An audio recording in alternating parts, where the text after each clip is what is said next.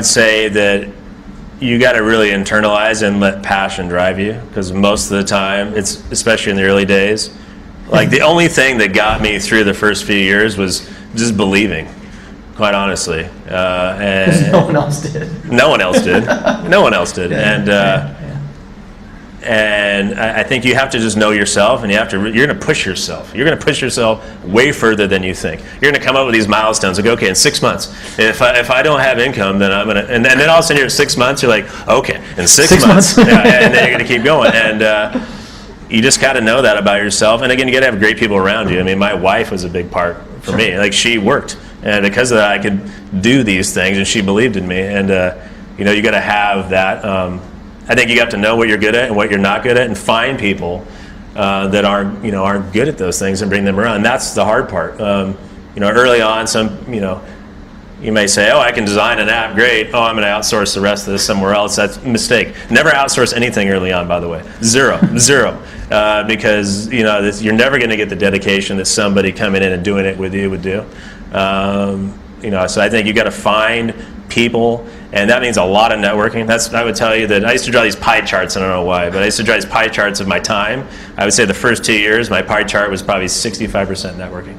And it was just tons of meetings, tons of coffees. I mean, I met him networking for no reason, but just to meet him. And I think ultimately that leads to something. That leads to somebody you're going to hire. That leads to an investor. But you got to really put in the time. You got to just get out there, and it's a lot of like, I didn't learn much from that coffee. I'll just kind of keep going. So you got to be a networker. You got to believe in what you're doing. And again, I think you got to kind of know what you're really strong at and play into those, and find other folks. The other thing I would say, especially. I did some weird stuff. Like, I didn't even form my company early on. So here's other things that I did to save time. Like, I didn't even really, for the first year, form a corporation. Because as soon as you do that, then all of a sudden you got paperwork. And paperwork takes time away from coding or doing all these other things. So there's always these trade-offs of time early on.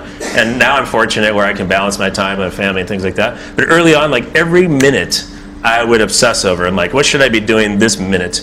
And so the first year, until we had something that someone used, I didn't even start a corporation. Because as soon as you do that, like I said, you got all this paperwork and all this stuff that you're kind of doing.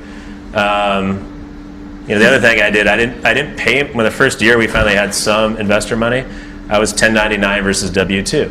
And again, I did that to save my own time on paperwork. Well, then I got fined for not doing it. You can't be an officer, by the way, and not be a W-2. Exactly. But I'll tell you what, I got down to 90 days money in the bank, and had I been W-2, we would have went out of money. Yeah.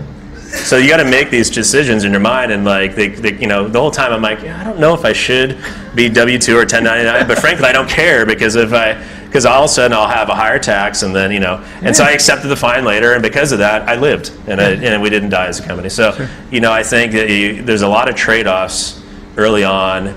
And you got to make those decisions. You can't be going vacationing all the time. You got to go all in on something to pull it off.